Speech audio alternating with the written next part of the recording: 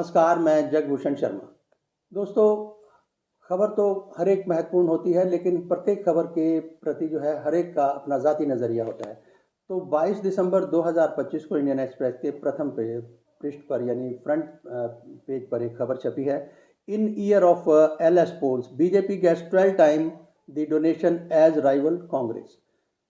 ये एक इसका शीर्षक मुख्य तो नहीं है, मुख्य शीर्षक ये है, year after the bond scrapped BJP purse grows over 50% to rupees 6,088 crore, ruling party's corpus is 4.5 times total contribution to a dozen of opposition party. ये एक शीर्षक है जो खबर का। इस पे हमें थोड़ी सी, क्योंकि एक चिंता जो है, मतलब चिंतन तो करना ही चाहिए कम से कम, अगर चिंता ना भी हो तो चिंतन ज़रूर करना चाहिए इस खबर पर। तो इस पर हम समझेंगे हिंदी में ये क्या है। फिर आगे एक और दूसरे जो नीचे खबर छपी है, डोनेशन टू कांग्रेस हाव टू रुपीज़ 522 करोड़। जो कांग्रेस का डोनेशन है, चंदा, वो आधा हो चुका है, आधा हो गया है। और तो इस खबर को हम जरा विस्तार से समझने की कोशिश करेंगे। नज़रिया हर एक का अपना अपना है। वैसे तो आदमी को सोचना चाहिए ये सब क्या हो रहा है, लेकिन जो है इस पे मेरा तो कहूँगा चिंतन मनन बहुत ज़रूरी है। तो दर्शकों, ये जो अंग्रेज़ी का शीर्षक मैंने आपके सामने पढ़ा खबर का, तो इसको अगर हिंदी में हम थोड़ा सा मुख्तसरन तौर पे समझना चाहें पूरी खबर को, तो कुछ इस तरह से हम समझ सकते हैं कि इलेक्टोरल बॉन्ड ख़त्म होने के 1 साल के बाद जो है बीजेपी पार्टी को 50% जो चंदा वो अधिक मिला है। ठीक है जी, जो कुल टोटल इसका हो गया 6,088 करोड़। अब थोड़ा विस्तार से समझने की कोशिश करते हैं कुछ बिंदुओं को लेकर। एक तो ये है कि आप जानते हैं कि सुप्रीम कोर्ट ने फरवरी 2024 को जो इलेक्टोरल बॉन्ड थे उसे असंवैधानिक घोषित कर दिया था।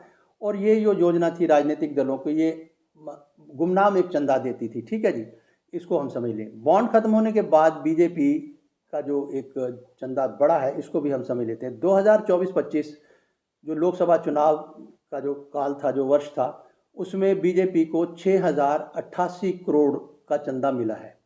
ये राशि पिछले वर्ष यानी 3,967 करोड़ से 53 गुना जो है, 50 से भी नहीं बल्कि 53 गुना जो है वो अधिक है। अन्य दलों की तुलना में बीजेपी को मिला जो कुल चंदा है वो करीब 1 दर्जन विपक्ष जो दल है उनका 4.5 गुना ज़्यादा है। देखिए, अब एक तरफ आलोचना धमाकेदार हो रही है, ठीक है जी, उसके बाद चंदा बढ़ रहा है। मैंने आपको कहा ना, चिंतन का जरूर है, चिंता ना भी करो तो लेकिन चिंतन जरूर कीजिएगा। कांग्रेस को मिलने वाला चंदा जो लगभग आधा हो गया है, कांग्रेस के पास 522 करोड़ रुपया आया है उस साल में जो बताया गया है। अब इसको तालिका में अगर हम समझें तो थोड़ा सा, तो इसको एक हम टेबल के माध्यम से भी समझना चाहेंगे कि आखिरकार ये क्या कहता है। 2019-20 में 3,427 करोड़ जो था, ये 74% बॉन्ड थे बीजेपी के पास।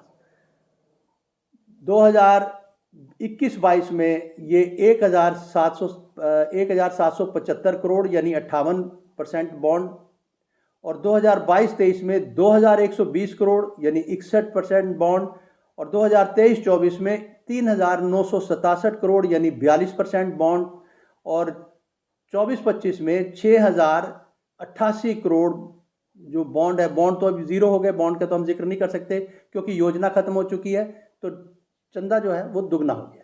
अब इसको समझने वाली बात है, फिर मैं कहूँगा चिंतन जरूर कीजिएगा। यानी बॉन्ड खत्म होने के बाद जो है वो राशि घटी नहीं, दुगनी हो गई। कॉर्पोरेट जो दानदाता है मुख्य, अब उनको भी अब समझने की कोशिश करें कि हमारे देश के जो उद्योगपति हैं जिन पर बहुत भरोसा किया जाता है और बहुत इनको समझा जाता है, वो क्या कहते हैं, इनमें से कौन कौन से है। अगर रिपोर्ट के अनुसार माने तो कॉर्पोरेट घरानों में टाटा भी है, महिंद्रा भी है, L&T है, और ओपी जिंदल साहब भी है, मतलब ओपी जिंदल जो कंपनी है वो भी है, और मेगा इंजीनियरिंग आदि ऐसी बहुत सारी और भी कंपनियां हैं संभवतः। और इनको हमें समझना होगा, ये जो मुख्य जो दानदाता हैं इनमें ये नाम आते हैं।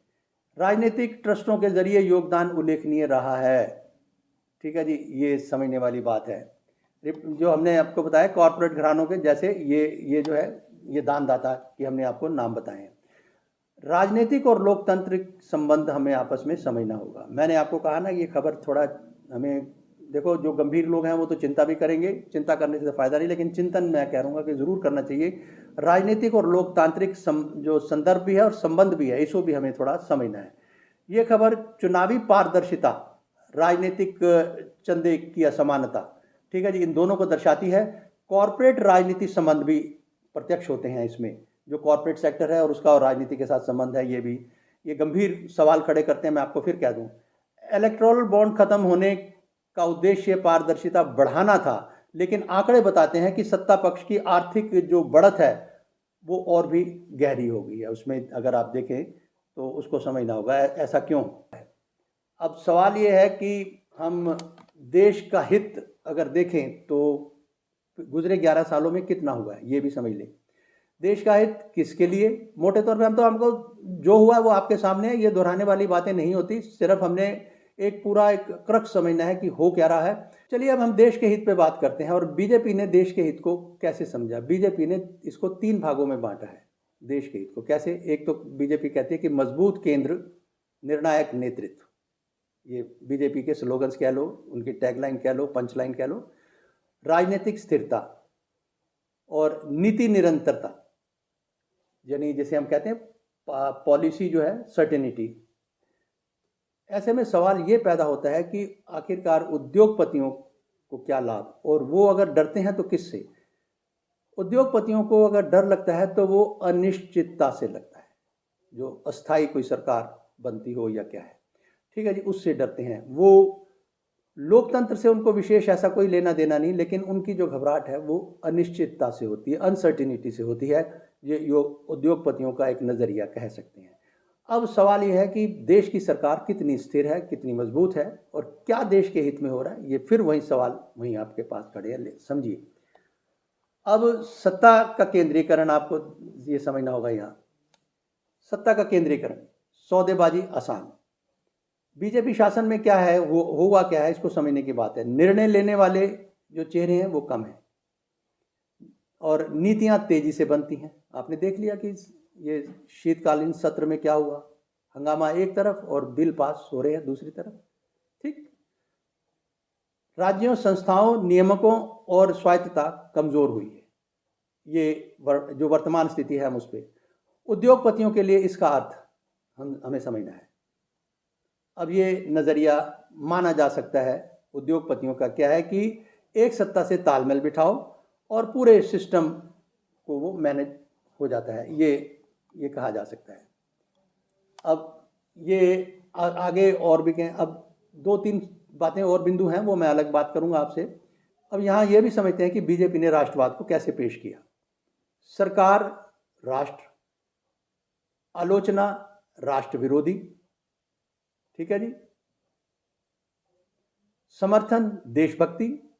उद्योगपति जानते हैं कि सत्ता का विरोध जांच एजेंसियों, लाइसेंस अटकाना, बैंकिंग, ये जितने भी वो सिस्टम है आप जानते हैं, बैंकिंग का दबाव, सार्वजनिक बदनामी वगैरह वगैरह, इससे जो है उद्योगपति अपना घबराते हैं।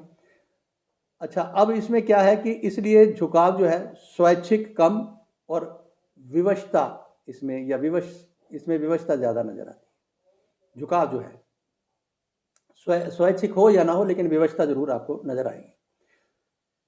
तो ये है कि जो ये मॉडल जो है ना, इसमें क्या है, नियामक संस्थाओं का डंडा। नियामक संस्थाओं का डंडा का मतलब समझिए कि ईडी है, आईटी है, सीबीआई है, ये इसका जो है आसान से सरकार जो इसका उपयोग करती है। तो कहने का मकसद ये है कि ये जो आप देख रहे हो कि बड़ा उठाया ना कि भाई विपक्ष ने सवाल उठाया कि ये जो चंदा जो बॉन्ड सिस्टम है, जो इलेक्टोरल बॉन्ड है, ये अवैध हैं। ठीक है, 2024 में वो बंद हो गए। अब सरकार ने ये प्रूव कर दिया कि चंदा बंद होने के बावजूद भी हमारे जो दानदाता हैं आपसे ज़्यादा है, दुगने हैं, बल्कि दुगने से भी ज़्यादा है। इसीलिए मैंने शुरुआत में कहा था कि खबर को अपने नज़रिए से देखिए, लेकिन कुछ खबरें होती हैं जो चिंता पैदा करती हैं, कुछ चिंतन के लिए होती हैं। तो ये खबर थोड़ी चिंतन के लिए ज़रूर है कि ऐसा क्यों हो रहा है। ठीक है, अब हम कुछ बिंदु और हैं जो हम समझेंगे।